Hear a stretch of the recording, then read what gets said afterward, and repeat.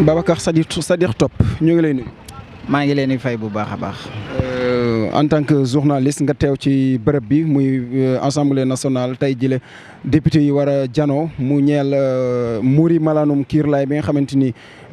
moo tegu woon ci kaw Ousmane Sonko di député waaye itam ñu tudd ko ci coowal viol ñu war a yëkkati li nga xam ne moo di malaanu kiirlaayam nga teew fi tey en tant que journaliste ban jàngat nga am ci dossier bi. waaw dama fi teew tey certes d'une part en tant que journaliste parce que dinañuy faral di wax naan le journaliste est le témoin de l'histoire surtout l'histoire du présent donc loolu benn la ci moo waral ñu teew fi beneen bi aussi en tant que jeune nous sommes préoccupés par le devenir de notre pays loolu daf ñu ñor moo waral ñu ñëw fi tey bon bi mu fi ñëwee itam suñu teewaay leneen aussi li ko wundu mooy xool mbir yi ni muy demee te loolu wan nañu ne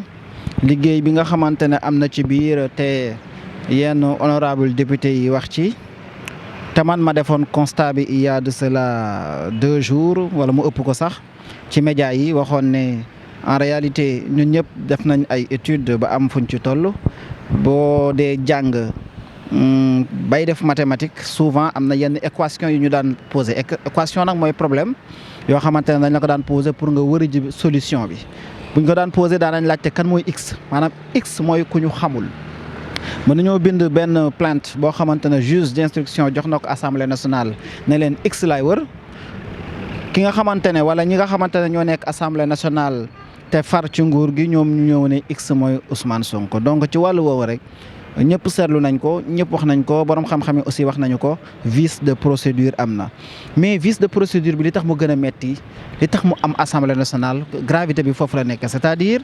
à l'assemblée nationale la ñuy xaar souvent fi ñuy voter ay loi assemblée nationale mooy fi nga xamante ne loi yi fii la ñuy juddoo lépp loo xamante ne mooy jëm ci wàllum yoon fii lay juddoo bu dee lépp loo xamante ne moo soxal suñum réew di ay loi di ay texte fii lay juddoo pour ñu mën ko doxal bu dee fii tey jii ne la ñu violer loi mooy wane ne danger am na ci réew mi c'est-à-dire nous vivons une instabilité institutionnelle pas ci ay jëf yoo xamante ne violence la mais ci ay tordre li nga xamante ne moom mooy loi tordre li nga xamante ne moom mooy institution loolu nag dafa ñaaw parce que bu dee fi nga xamante ne fa la ñu yaakaaree loi fa lay juddoo foofu la ñu transgressé li nga xamante ne moom mooy procédure foofu la ñu transgressé li nga xamante ne moom mooy loi yi ñu teg y a problème donc constat bi ñu njëkk def boobu la. Deuxième constat bi et c'est important de le rappeler ce constat là mooy j'ai l'impression et je le dis autant que je peux qu'on est en train d'assister avec un silence boo xamante ne xamuñu fan la ñu jëmee à l'abattage ou bien à la tentative d'abattage d'un homme politique. Or, comme je l'ai dit tantôt dans d'autres plateaux,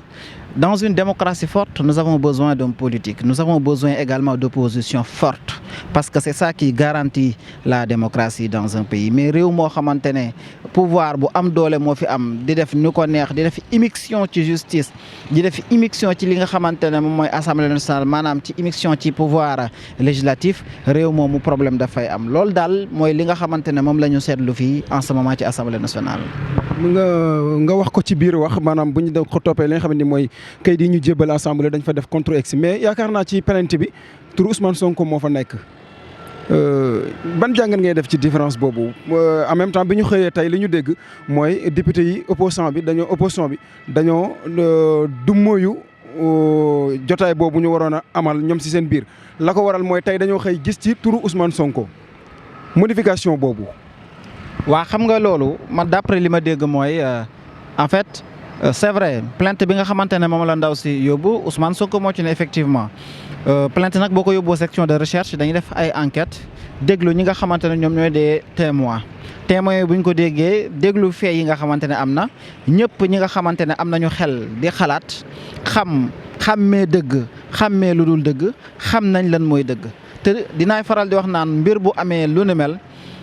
il n'y a pas intérêt à ce que nga naan fii laa faral ak dëgg nga dem wëri ji ko sa xel lu mu la jox à travers une déduction rationnelle nga xamante ne loolu mooy dëgg te dëgg gi tey jii nii képp kuy sénégalais boo ko laajee dina la ko wax. bu ñu jëmee nag ci li nga xamante ne moom la ñu gis tey ñu ne dañ fi tudd indi loo xamante ne mooy Ousmane Sonko c'est-à-dire mooy li nga xam document bi assemblée nationale jox député yi ñu gis ci turu Ousmane Sonko alors assemblée nationale ci boppam moom li mu recevoir turu Ousmane Sonko nekku ci c'est-à-dire assemblée nationale ak ñi ko yilif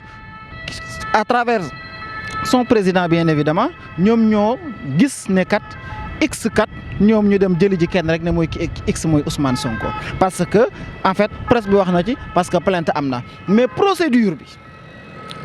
bi ñëw assemblée nationale juge d'instruction li mu fi indi ñëpp nee nañu x lay wër waa kan mooy x mooy ku ñu xamul bu dee nag ku ñu xamul lañ la jox ne la kooku lañ wër yow mi nga xamante yaa nekk assemblée nationale la kii ñu xamul kat man diw mii la indi turam rek teg ko respecté wuñ procédure bi loolu moo waral tey jii nii ñu ñëw fii def constat boobu noonu aussi di ko naqarlu di ko ñaawlu. ok mais bu ñu toppee mbir mi ba ci biir day mel ni lever immunité parlementaire Ousmane Sonko doonul lu jafe fii ci assemblée bi parce que yaakaar naa ne majorité bi xam nañu fa mu féetee bu ñu yëkkatee malaanu kiir laayam ci côté politique ëllëgu politique gu Ousmane Sonko. waa xam nga Ousmane Sonko justement ëllëgu politique am amaana sax moo tiital ñenn ñi ba nga gis tentative d'abattage bi nga xamante ne moo ci am. te réew mi n'est pas une propriété clanique le Sénégal n'est pas une propriété clanique le Sénégal n'est pas une propriété individuelle yow man caméraman bi ñi ñuy seetaan ñi toog seen kër ñi yëg ak ñi yëgul ñoo boole seen xaalis jox ko benn groupe de personnes amoon ci ñoom yaakaar ne leen kat réew mi na tegu ci yoon waaye nag joxuñ leen ko rek gëmb dañ leen ko jox di leen bàyyi xel di leen déglu waa ci wàllu woowu bu amee texte yi am lu mu tëral lan moo waral saa yu amee koo xamante ne kat jóg na ndaw ñi di ko déglu nit ñi bàyyi ko xel ci wàllu yaakaar ci moom politique ak ëllëgam ci wàllum politique ñu bëgg ko faagaagal tey jii nii loolu moo waral am ñoo xamante ne di ko naqarlu man ku mel ni man dama ko naqarlu et je m'y oppose totalement te loolu malheureusement mooy li nga xamante ne moom lañ seetlu ci réew mi ëllëgam ci moom politique dinaa jàpp ne kat mooy yaakaar bi nga xamante ne sénégalais yi am na ci moom waaye ëllëgam ci politique nekkul ci loxoy doomu aadama yii nga xamante ne ñoo nekk ci pouvoir bi ëllëgam politique ci loxoy peuple sénégalais la nekk gannaaw bi yàlla nammee li mu war a doon kon peuple sénégalais moom moo war a mën a décider ci ëllëgu politique gu Ousmane Sonko parce que ñoom ñoo yor seen état ñoom ñoo bëgg koo xamante ne moo fay toog waaye nekkul nit moo war a toog xalaat lu niroog film teg sa complot bëgg a takkal nit rek daan ne nañ ko réduire au néant parce que tout simplement il dérange politiquement loolu jàpp naa ne du dëgg du yoon